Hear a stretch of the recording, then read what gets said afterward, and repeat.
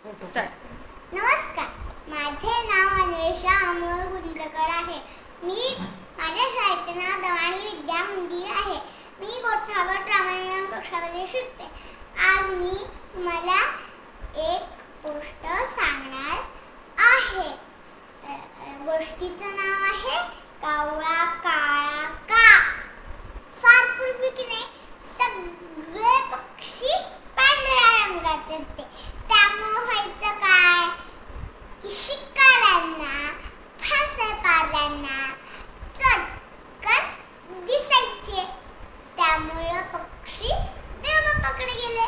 देवबाप्पाला म्हणाले, देवबाप्पा आम्हाला रंग तरी दे. देवबाप्पा म्हणाला, मला रंग करून ठेवायला थोडासा वेळ द्या. तुम्ही बरोबर 10 दिवसांनी या. सगळेजण आपल्या आपल्या घरी गेले आणि त्या दिवसाची वाट पाहायला लागले. एकदाचा तो दिवस आला. सगळे पक्षी लवकर उठले. आनंदाने किलबिलाट करायला लागले. चला चला, उठा उठा, आज देवबाप्पा आपल्याला रंग देणार आहे. सगळे पक्षी गेले आणि देवबाप्पाकडे जाऊन थांबले. देवबाप्पा म्हणाले, लाईनीत तोड कर आले. मग सगळे छान लाईनीत थांबले आणि रंग खेळत जाऊ लागले. पहिल्यांदा आली चिमणीबाई. चिमणीबाई म्हणाली, मी की नाही मातीत दाणे टिपते, तुम्हाला तसाच रंग दे.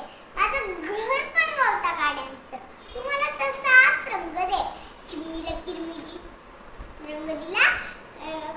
चिमणी तिथनं खुश होऊन उडून गेली.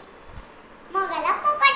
पोपट म्हणाला, मी की नाही राहतो हिरव्या हिरव्या गार झाडावर, तुम्हाला तसाच रंग दे. पण माझी चोच मात्र लाल टोक वेरची सगळी.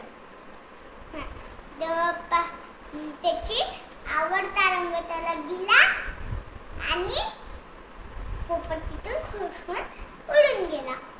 मग आली घार. घार म्हणाली, मी की नाही राहते उंच कडेकपारी डोंगरावर, तुम्हाला तसाच रंग दे. तिला तपकिरी रंग दिला.